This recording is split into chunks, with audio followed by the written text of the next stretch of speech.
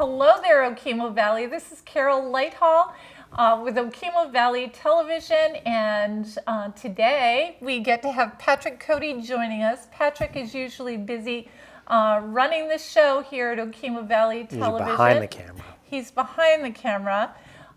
Today we're going to talk about some really important issues, as well as just to have you learn a little bit about the impact that Okemo Valley Television makes, how programs come together, and some interesting statistics about Okemo Valley Television. So let's start with Patrick Cody's Executive Director. How long have you been here, Patrick? Not that I'm counting, but it has been 17 years this November. I didn't know that. Yeah, it was right before Halloween 2002. Yes. Wow. Quite a long time. Yeah, I guess that was a while ago. Has public access television changed a lot during that time? Yeah, I mean the technology, television in general has for sure.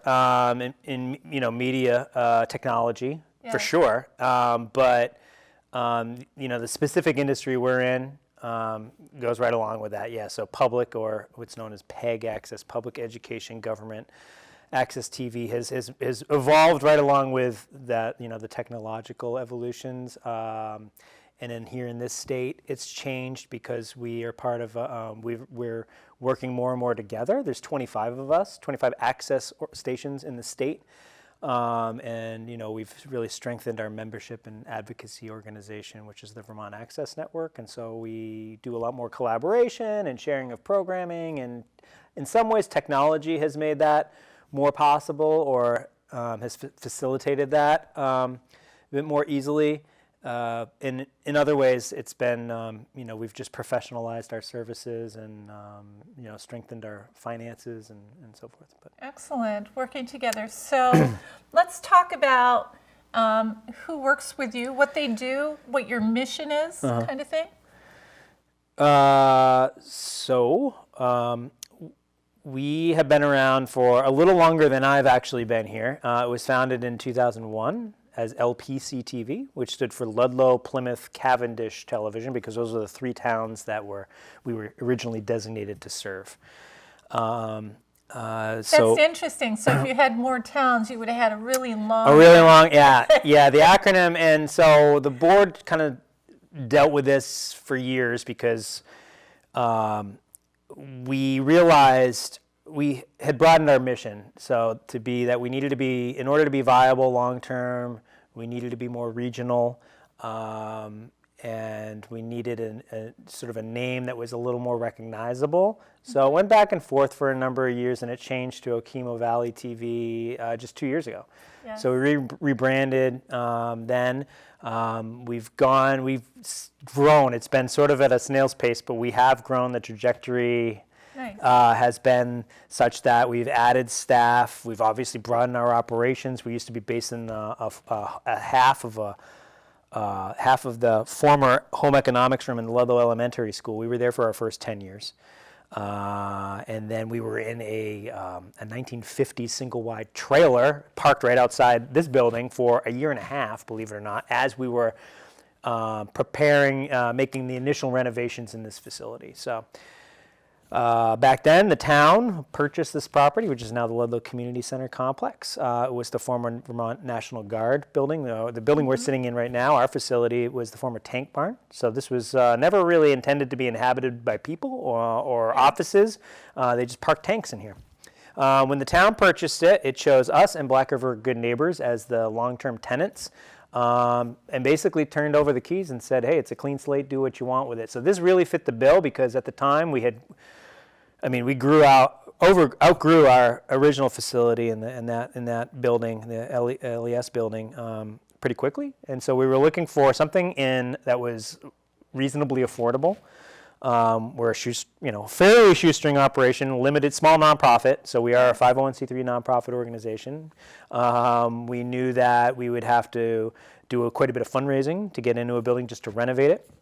But we were looking for something with open floor plan, really high ceilings, because you have all these lights and so forth, and plenty of storage areas. So this was great because we really got to design and build it out to meet our specs.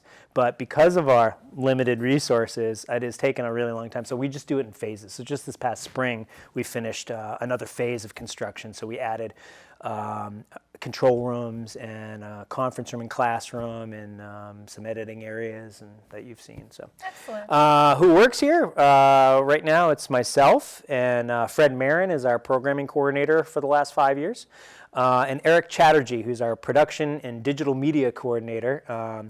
And he is now he's on vacation, so he's actually not here. Fred had to leave for the day, so he's not here either, and it's really just the three of us. And so what we're doing is we're right now operating without anybody controlling the cameras or the switcher in our control room.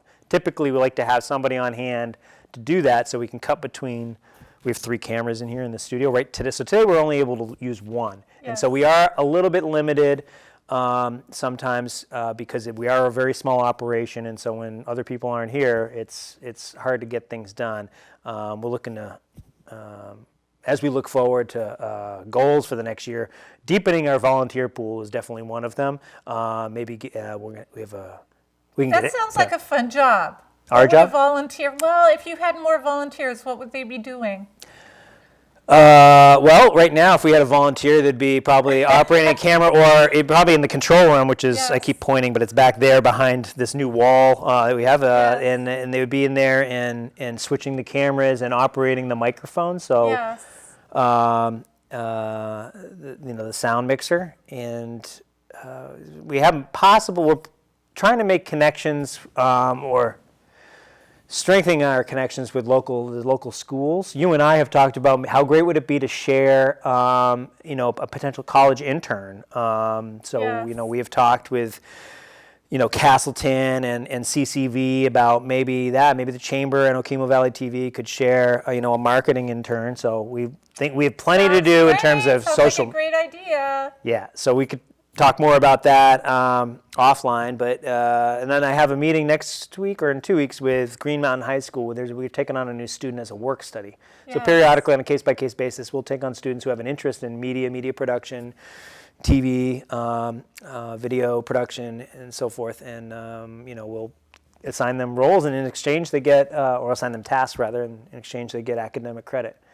So we'll be doing that, and we're looking to broaden that because we do actually have a new volunteer. It's a local guy who just moved to town, moved to the area, and had a background in TV production, and was looking to get involved. So little by little we're getting them, but we do rely a lot on volunteer support. So anybody who's interested in doing this kind of stuff, or this is community minded and wants to help out, we encourage. Or I encourage you to just get in touch. Just send an email or call the station 228-8808. Excellent. We're also looking for some help with photography for the magazine. Oh, So yeah. I'll sneak that in Yeah. as a possible volunteer kind of thing. So That would be great. for your mission, so you've grown in terms of the programming you do. Has your mission changed, or has The your mission has changed over the years, and I don't want to misquote it, so I will pull it up. If you go to our website, we'll show you on the screen right now the About page, and it's all right there. So so it's to provide the Okemo Valley region with equal access to multimedia technology for the purposes of education and information. We are here to provide equipment and training and this platform of television and our streaming services and our video on demand services for community members to use. Yeah. First come, first served basis. And really that's what it's about. So it's How a many participatory thing. programs do you have? Do you do this is Okemo Valley Chambers program? You have a monthly show. We would love to get more people to use the studio because we put awful lot of resources into acoustic and lighting improvements in the studio over the Yes. years, and it's it is quite a resource for folks. So we've been trying to get more and more people to use it. But on average, over the last few years, the studio gets used about I'd say just under 100 times a year. So maybe just twice a week. Yeah. On average. This past year, I'm just doing the annual report right now, so the numbers are fresh in my head. Doing the annual report for this previous year, which was the year ending June 30th. The numbers were a little down because for 2.5 months, the studio was unusable while we were doing the renovations, the construction. So we did your show, for instance, if you remember, during that period. We did one of them over at the castle in Proctorsville, and I think we did another one at the picnic table. At the picnic table, you're out, yeah. We also have portable equipment that we can lend out to folks, camcorders, sound equipment, tripods, all that. So for community events to get recorded or people to produce their own independent Select film or board whatever. Meetings, we go out, like So and then we have staff. Our staff covers government meetings, community events, and we get some funding from each town to do that, to help with that work. It doesn't pay for all of it, but it does offset a good portion of the cost. That's important. And so it's basically, so people can witness, witness their government in action. So we provide gavel-to-gavel coverage. We do, on average, 14 or so a month, just meetings. So just to give you an idea, so between that and the studio getting used a few times a week, we have a few churches that record their weekly church services, and we have student that records all of the home soccer games, basketball games, softball, baseball games. We have a guy who shoots the Innkeeper ski race every week when that's in season at Okemo. We do an awful lot with youth. Right now, we just finished up a project with LES 6th grade doing public service announcements. They were right here in the studio using a green screen. Behind this black curtain is a green screen, so the background can be anything you want. Yes. And these kids came in and scripted their own PSAs. They read from the teleprompter. And it was all about, the microplastic and plastic pollutions in our waterways and oceans, which is a real serious problem right now. And it has been for quite some time. There's that. We're also doing the Constitution Project, where people are coming in and reading portions of the Constitution, and we're going to edit that all together. So that's bringing a lot of people into the studio. I say we're shoestring, and we're obviously somewhat under-resourced, and we don't have a lot of staff, but we are very, very busy with the volume of stuff that we're doing and that the community is doing. It's great to see all this community involvement. Today I met some new folks who just purchased the Inn at Weston, and they're looking to do their own series on what it's like to be an innkeeper. So they wanted to come and learn about us, and so we did a camera training with them today, and anyway. So. That's fabulous. How exciting is that? The sky's the limit. The sky is the limit. You can really do just about anything. And we're really here just to provide the equipment, training, technical support, any guidance, but you can put on any show you want. With the exceptions, so we kind of have talked about commercial aspects. Here we go, yeah. Typically for the chamber show, for instance, we'll talk about broader topics that are still related to business, or we'll have a business member part of the show, but it's generally not that the show wouldn't be directly about their business. It might be related in some way. We are non-commercial in nature, so we're prohibited from having any advertising or commercial content on our TV channels. And I say that, there's a distinction between what we put out on our TV channels and our website. So we're regulated. So public education government access is on cable television, and it was formed or defined by the Federal Communication Commission through the Cable Act of 1984. All right, so this is we exist. And it has evolved, of course, over the last several decades, but we exist because of that Cable Act of 1984. There's a provision in there that says that local communities can require public education government access in exchange from cable providers in exchange for their use of the public rights of way. Yeah. So, for instance, Comcast is using the public roadways and rights of way for the poles and the lines and the wires and stuff. And they're granted a license, and in Vermont it's regulated through the state, so they're granted a license which is called a Certificate of Public Good to operate and to use those public rights of way. In exchange, they must provide for stations like ours and a portion of the funding. Yes. It's a relatively small portion. We get approximately 5% of the gross cable subscriber revenue Not any internet revenue, and that's a whole other conversation. Maybe we can have another time. But because, as you heard, of cord cutters, people. So we're only getting money from people that are subscribing to cable television, which those numbers are declining, right? So people are getting away from traditional cable TV and onto online viewing platform or online viewing platforms. So streaming, over the top OTT, which is like Apple TV or Roku or Amazon Fire or Hulu. Yeah, which is a streaming service. Yeah, so there's a plethora of viewing platforms out there, and at the moment, that's our biggest challenge today. Is that we need to replace or at least supplement that main source of funding that we have. We can't do it all through local fundraising. That's not. I mean, we do quite a bit of local fundraising, but we realize the economics are not really on our favor for raising a whole bunch of money through local fundraising. It would never replace what we get, that cable subscriber revenue that we get. Collectively, through the Vermont Access Network, we've been working with the state legislature on this, and there's a draft bill that's going to be presented in the legislative session that it's basically putting aside some money to help us analyze a potential new revenue source. Kind of directions you can go in. Directions that we can go in, right. So there's certain, so that's a regulatory conversation, it's a financial conversation, but it does really come down to, we are sort of realizing that there is this writing on the wall that we need to move away from being so reliant on that one source of revenue.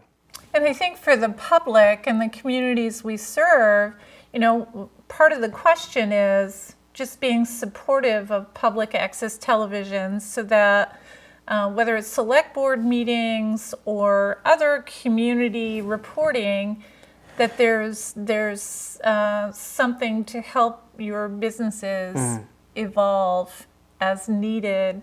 Do you want to talk about the proposal in more specifics, or there's two components? That you helped us out because you wrote a letter of support, and some others did, to the governor's office as he starts to put together his priorities and preparing a draft budget for FY21, the next fiscal year, which will start July 1 of 2020. And we are asking formally for this money to be put into the budget for expert analysis to review rights-of-way funding sources for community media and community television stations such as ours. So there's that. Well, you know what, and from the chamber perspective and my perspective, I would say that, we love Okemo Valley Television, our programming that we do. We do other things with you. I mean, it all relates to kind of this program, but it ties in very much with a lot of the work that we do. And I'll read part of what I've written in support is just through our monthly chamber program, we're able to highlight and create a dialogue on important economic development challenges and opportunities, and in a way that brings businesses and citizens closer together. Workforce development, legislative forums, the arts as economic drivers, business resources, regional events and programs are examples of the joint programs we've run together, keeping the region alive and growing.